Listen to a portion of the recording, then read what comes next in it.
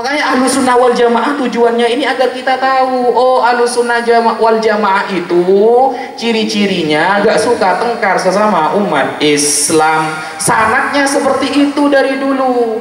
Antum mau maulid terserah, mau nggak maulid terserah, tapi kalau menjadi musuh sesama umat Islam akan meninggalkan dosa besar yang bernama adawah bainal muslimin, bermusuhan sesama umat Islam. Saya maulid Nabi, jangan ditanyakan dalilnya, banyak sekali di dalam Nahdlatul Ulama, banyak banget. Ada saudara kita misalnya nggak maulid Nabi, lalu Anda mencaci maki dia. Bukan karena Anda membela maulid nabinya Anda mendapatkan pahala, bukan. Tapi dengan Anda mencaci maki dia, Anda sudah melanggar 3 hadis sekaligus. 1, laisal mu'min billa'an wala bitta'an wala la'an. Muslim tidak boleh saling mencaci, tidak boleh melaknat. 2, adawah bainal muslimin, memusuhi umat Islam. 3, rugi kamu dakwahnya gak ngena ke hati saudara kamu.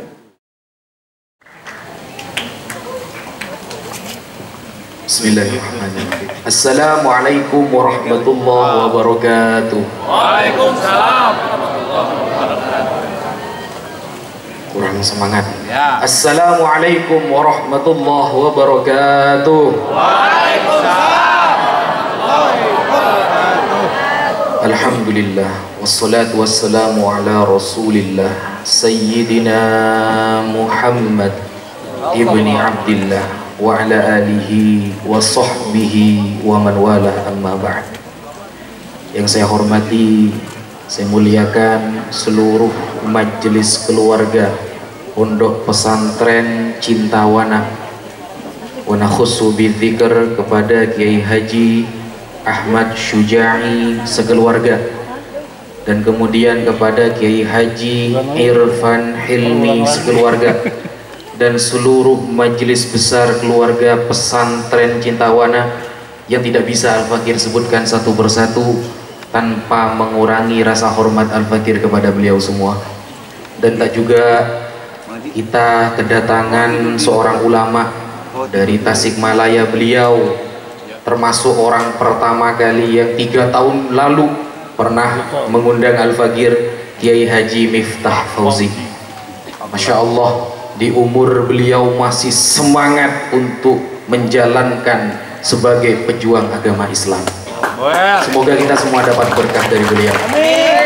Dan juga kepada Bapak Bupati yang Masya Allah, kalau boleh saya sedikit curhat Bapak, di kota kita, kota Probolinggo, Jawa Timur, sejak dipimpin oleh Al-Habib Hadi Al-Habsyi sebagai wali kota, tidak ada istilahnya warung remang-remang, dibantai semua. Semua izin warung yang mengakibatkan akan menyakiti hati para ulama, paham kan?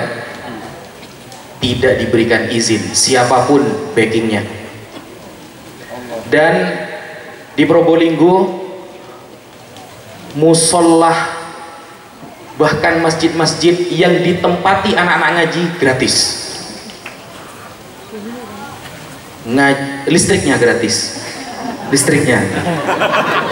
Kalau ngajinya alhamdulillah sampai Dajjal keluar gratis insya Allah. Dan bahkan guru-guru ngaji di kota Probolinggo setiap bulan digaji oleh beliau. Semoga Tasikmalaya lebih baik lagi dengan dipimpin oleh seorang pejuang Islam yang ketepatan Allah pilih menjadi seorang bupati. Semoga semuanya husnul khotimah. Kita datang ke sini niat mencari berkah dari Sohibul Haul. Yang dihauli ini 2 ulama besar. Yang pertama Kiai Haji Muhammad Toha, yang kedua Kiai Haji Ishaq Farid. 2 ulama yang mungkin berkumpulnya kita di sini, semoga nanti di akhirat diakui sebagai santri beliau. Amin. Semoga nanti di akhirat beliau bangga melihat kita sebagai santrinya. Amin. Beliau sudah menghadap Allah, sudah bahagia. Jadi kita datang ke sini, siapa tahu ada rahmat Allah turun kepada kita, berkumpul dengan para ulama, dan kita ditakdirkan oleh Allah sebagai orang-orang yang husnul khotimah. Amin Allahumma amin. Sesuai yang Al-Fakir sampaikan tadi sore, ketika hujan turun dengan derasnya, insya Allah itu adalah alamatul qabul. Alamat mungkin kita di sini berjuang mendengarkan Ahlus Sunnah wal Jamaah sedang digemakan, amal baik kita diterima oleh Allah, dan kita berkumpul di sini sesuai yang Al-Fakir sampaikan tadi. Salah satu tanda orang itu Ahlus Sunnah wal Jamaah adalah memiliki sanad. Sanad itu apa? Sanad itu mata rantai, ngikuti kiai-kiai dulu. Kalau kiai dulu itu wayang bisa menjadi Islam, Pak. Kalau sekarang Islamnya kayak wayang-wayang. Paham? Kalau dulu wayang yang dipakai orang kafir untuk dakwah dimodifikasi oleh para ulama sehingga menjadi jalan dakwah yang sesuai konteks ilmu fikih dulu. Kalau sekarang ya, wayangnya yang mencampur adukkan antara hak dan batil kepada Islam, sehingga Islamnya yang jadi abu-abu kayak wayang Islamnya. Itu berbeda dulu sama sekarang. Jadi lucu kalau ada orang mengatakan saya dakwah begini ikut Wali Songo, ikut Sunan Kalijogo katanya. Itu bukan Sunan Kalijogo saudara, itu Sunan Jogo Kali. Beda.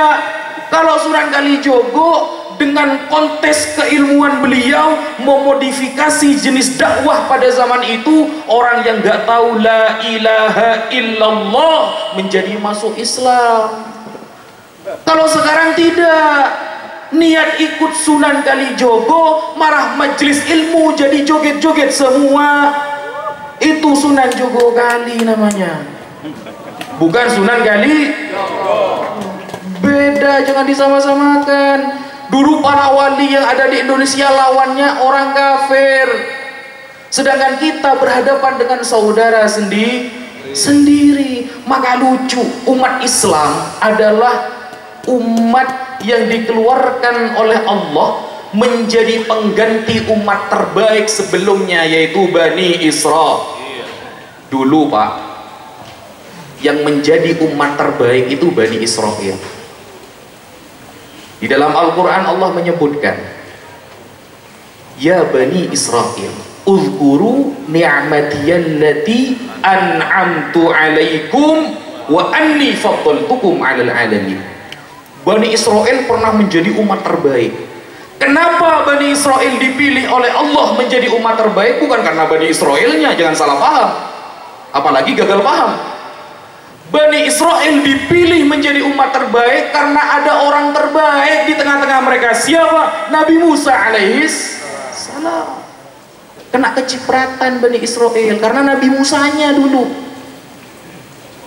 Kita menjadi umat terbaik ini karena Rasulullah. Kita bukan siapa-siapa, mau keturunan kiai, mau keturunan nabi, mau siapapun, kalau bukan karena kemuliaan Rasulullah, kita bukan siapa-siapa hidup di dunia ini. Ketepatan kita jadi umat terbaik karena yang diutus di tengah-tengah kita orang terbaik. Sama seperti kita kumpul dengan tukang jualan minyak, Pak. Kita ikut wangi karena kumpulnya dengan jualan parfum. Kalau yang jualan parfum kita khianati, kita kotori, kita benci, lalu dia pindah ke tempat lain, maka kita gak akan harum lagi.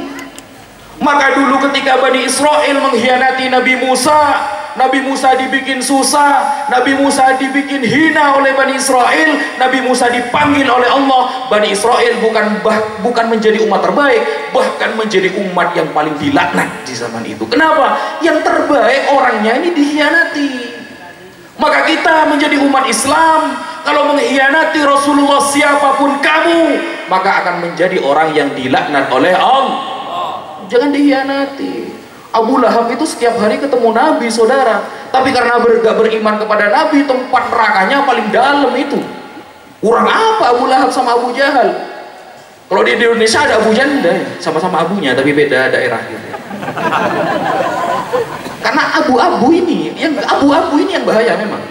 Makanya jangan sampai abu-abu gitu. Jadi fatal kan? Abu Jahal, kurang apa beliau? Andaikan Abu Lahab ketika turunnya surah Al-Lahab beliau beriman, salah Al-Quran itu.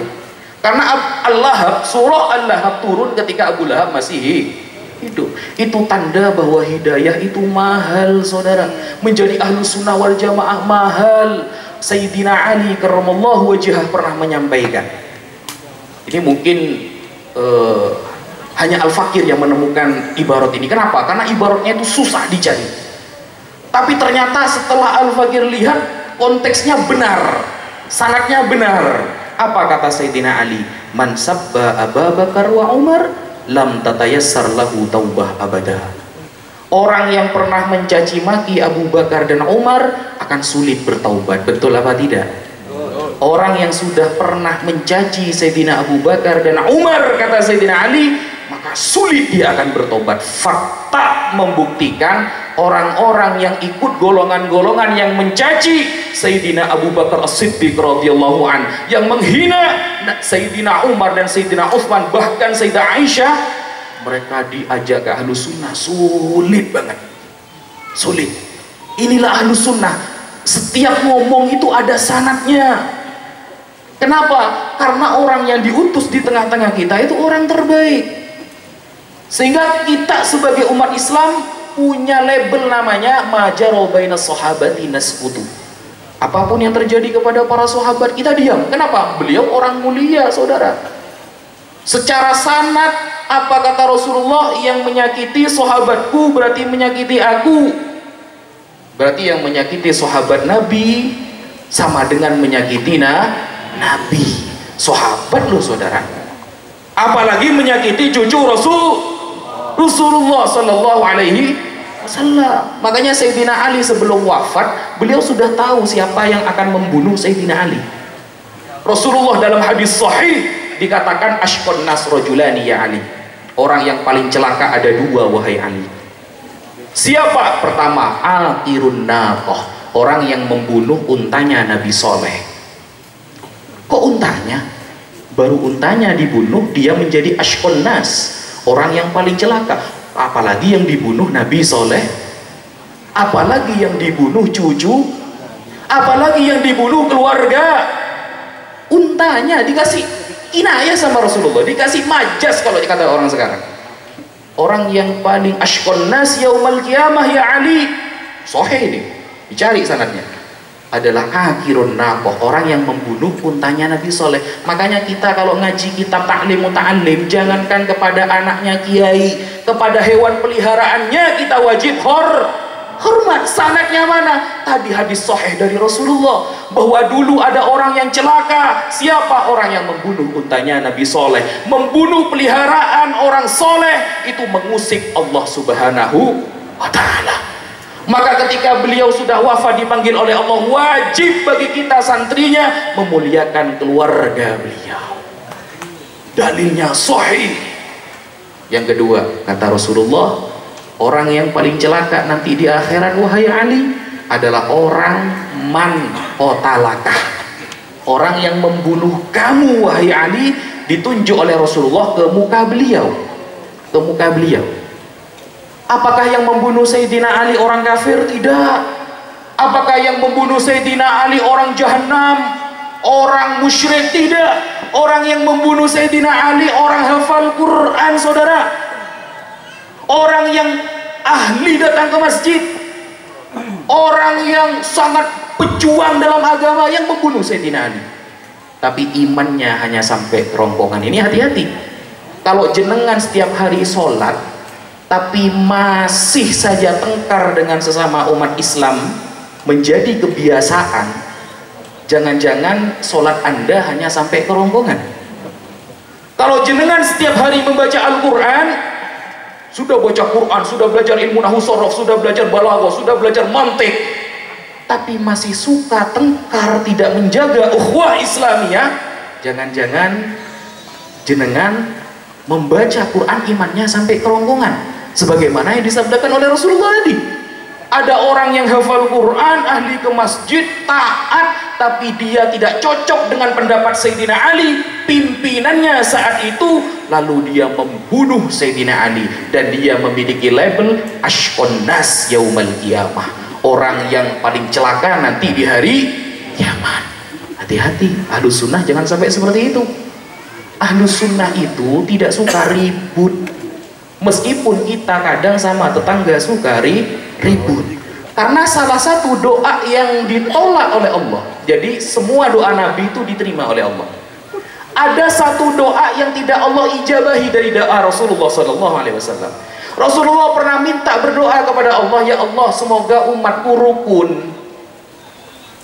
Ternyata kita tidak pernah rukun, makanya ada rukun Islam, karena Islam tidak pernah rukun. Gak ada rukun Kristen kok, rukun Yahudi gak ada, yang ada rukun Islam, karena Islam tidak pernah rukun. Kayaknya Allah tahu Islam ini rata-rata diciptakan dari tanah sengketa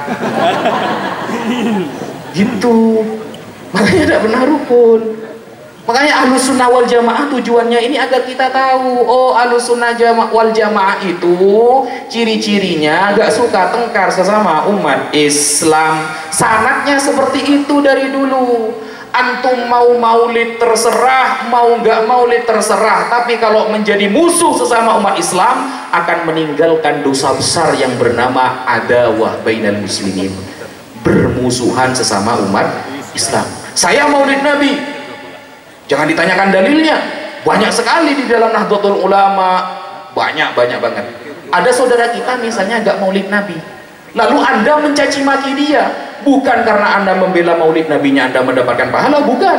Tapi dengan Anda mencaci maki dia, Anda sudah melanggar 3 hadis sekaligus. 1, laisal mu'min billa'an wala bitta'an wala la'an. Muslim tidak boleh saling mencaci, tidak boleh melaknat. 2, adawah bainal muslimin, memusuhi umat Islam. 3, rugi kamu dakwahnya gak ngena ke hati saudara kamu. Makanya dalam kitab Fathul Mu'in diterangkan, kalau kira-kira kita dakwah kepada saudara kita akan menjadi musuh, maka saat itu diam lebih baik, kata kitab Fathul Mu'in. Berarti kamu belum mampu. Kalau kita kan tidak, mentang-mentang yang maulid hadir dalilnya banyak, saudara kita yang nggak maulid Anda musuhi, itu salah sebenarnya, nggak ada sanadnya itu. Bahkan kata Imam Syafi'i, dosa yang paling besar dibawa ke akhirat adalah bermusuhan sesama umat Islam. Kita lupa, karena terlalu fokus dalil, kita lupa bahwa saudara kita wajib diluruskan, bukan dihakimi. Saudara, bukan dihakimi. Saudara kita yang bengkok itu diluruskan, disampaikan dalilnya. Ini loh sanadnya seperti ini. Rasulullah seumpama ya, mana dalilnya maulid Nabi makan-makan? Oh, an Anas bin Malik anna Rasulullah aqo an nafsihi ba'da nubuwah ma'a anna jaddahu Abdul Muttalib qan'u fi sabi'i wiladatihi wal aqiqah la tu'adu marratan saniyah. Nabi pernah akikoh kedua kalinya, makan-makan. Ada enggak dalil maulid Nabi berpuasa? Ada. Nabi Qadada al-Ansari anna Rasulullah su'ila an shaumi yaumil itsnain faqala fihi wulidtu wa fihi unzila alayya. Ada enggak dengan gelar-gelar seperti ini? Ada, banyak dalilnya. Lalu dengan hebatnya kamu langsung memusuhi, mencaci maki sesama umat Islam. Jangan. Itu tidak pernah ada sanadnya seperti itu. Maka Ahlus Sunnah wal Jamaah kepada sesama umat Islam itu ruhama'u bainahum. Tidak ada agama yang ayat pertama di dalam kitab suci langsung menjelaskan kasih kecuali hanya Islam. Tidak ada agama di ayat pertama kita membaca Al-Quran langsung disebutkan Bismillahirrahmanirrahim. Ar-Rahman apa? Allah yang maha kasih. Allah maha kasih. Kita lupa bahwa di sana banyak orang-orang kafir yang membantai umat Islam. Kita di sini masih musuhan sesama umat Islam. Kita lupa saudara kita yang di Palestina dibantai habis-habisan, di sini malah mencaci maki Yaman. Padahal kata Rasulullah, sayakunu junudun mujannadah Yaman wa Syam. Dilihat hadisnya, Sahih Banda nanti itu. Al-Fakir sudah mempelajari semuanya bahwa nanti di akhir zaman akan ada dua tentara Allah. Satu di Yaman, dua di Syam. Bukannya fokus membantu saudara yang di Palestina, malah caci maki. Inilah caci maki kiai, caci maki habaib, caci maki ini, caci maki. Dah selesai. Mau debat lah, giliran didatangi ke Banten nggak datang, kampret kata saya. Jauh-jauh dari Probolinggo. Jadi umat Islam itu rahmat bagi yang lain, bukan menjadi adawah kepada sesama umat Islam, bukan. Maka salah satu syarat hadis sahih, hadis bisa dikatakan sahih, ada satu syaratnya. Apa? Ada 5. Salah satu syaratnya apa? Tidak terjadi syadz. Apa syadz? Tidak bertentangan antara rawi fikoh dengan rawi yang lebih fikoh. Kita sebagai santri jangan sampai bertentangan dengan kiai. Kita sebagai santri jangan sampai bertentangan dengan para ulama. Kita sebagai santri jangan sampai bertentangan dengan pesantren-pesantren besar yang ada di Indonesia. Dari Jawa Timur ada Sidogiri, ada Lirboyo, ada Peloso, ada Sarang, ada Langitan, ada Nurul Jadid, Pak, itu terus sampai ke barat, sampai ke Cintawana, sampai ke Banten. Coba perhatikan, setiap ada isu-isu apapun di Indonesia, pasti pesantren besar memiliki satu suara yang kompak. Kalau kita mencoba berbeda dengan mereka, berarti kita bisa dipertanyakan apakah benar ahlus sunnah atau tidak. Kenapa?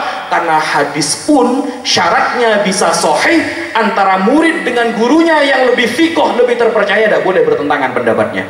Baru hadis bisa dikatakan sahih.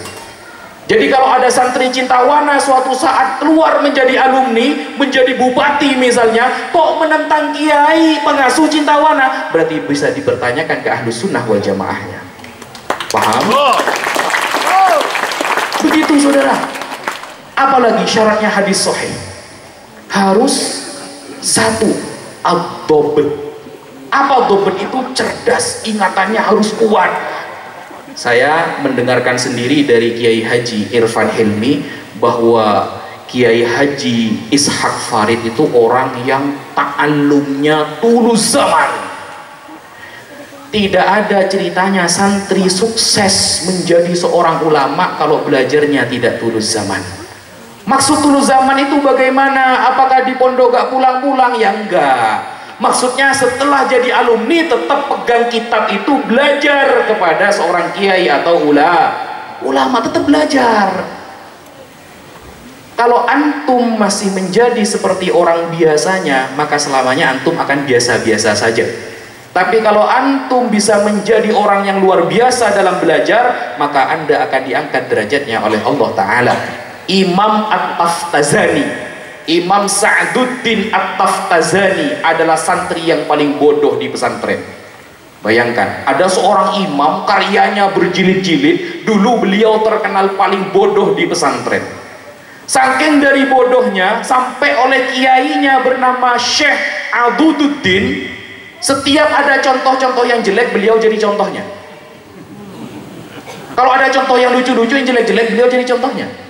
Tapi Imam Sa'duddin At-Taftazani tidak pernah menyerah. Beliau belajar sampai Rasulullah SAW datang kepada beliau. Didoakan oleh Rasulullah, langsung alim, karyanya dibaca ulama sedunia, bernama Syarhul Aqaid An-Nasafiyah. Dibaca sekarang, padahal dulu santri paling bodoh. Kenapa? Dia selalu husnudzon kepada gurunya, selalu semangat menjadikan nasihat gurunya sebagai motivasi, dan beliau selalu belajar. Itulah ciri-ciri ahlus sunnah wal jamaah, mengikuti pendapat gurunya dan tidak pernah bertentangan dengan mayoritas para ulama. Hanya gara-gara politik kadang kiainya sendiri dibenci. Ada apa enggak contoh seperti itu? Gara-gara politik, beda pilihan presiden, kiai yang ngajarkan alif ba ta, kiai yang ngajar di pesantren bertahun-tahun, wah kiai saya kan tidak paham politik, sok-sokan.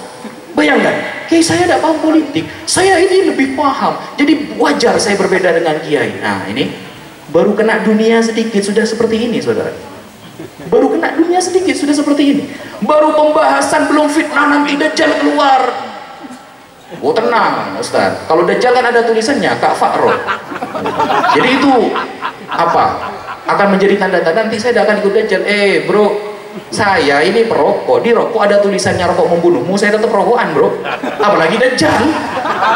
Rokok saja saya tidak bisa berhenti gitu. Padahal sudah besar tulisannya rokok membunuhmu pakai gambar yang paling keren itu, apalagi Dajjal. Di follow sama kamu nanti kalau bertentangan dengan pendapat Kiai. Jangan sampai sekarang fitnah sudah di mana-mana, kaki tangan Dajjal sudah mulai ada. Karena kata Rasulullah nanti di akhir zaman ahlus sunnah wal jamaah itu bercerai-berai. Maka Rasulullah mewanti-wanti kepada kita. Apa kata Rasulullah? Fa'alaikum bisawadil a'zam. Ikutilah mayoritas ulama. Kalau kamu nanti di akhir zaman kamu bingung, Kiai A mengatakan haram, Kiai B mengatakan halal, kamu bingung mau milih yang mana, maka pilihlah sawadul a'zam. Siapa dari mayoritas para ulama yang memilih si A, maka ikutilah si A. Begitu caranya. Tapi yang namanya hidayah mahal saudara. Kadang sudah tahu ulama sedunia bilang A, dia tetap bilang B. Andaikan seluruh ulama sedunia bilang A, saya tetap bilang B. Ada yang seperti itu. Sama kayak abu-abu yang abu-abu tadi. Abu Lahab itu sama. Padahal kata Rasulullah sudah diwanti-wanti, ikutilah mayoritas para ulama. Gak ada kitab suci di dunia ini kita diperintahkan ikut kepada ahlinya kecuali hanya Quran.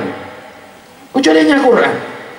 Tidak ada kitab suci di dunia ini di dalamnya mengatakan fas'alu ahla dzikri. Kalau mau nanya-nanya ke ulama, kalau kamu nggak tahu. Kita kalau sakit gigi ke dokter gigi apa Tegal tambal ban, Bu? Gigi.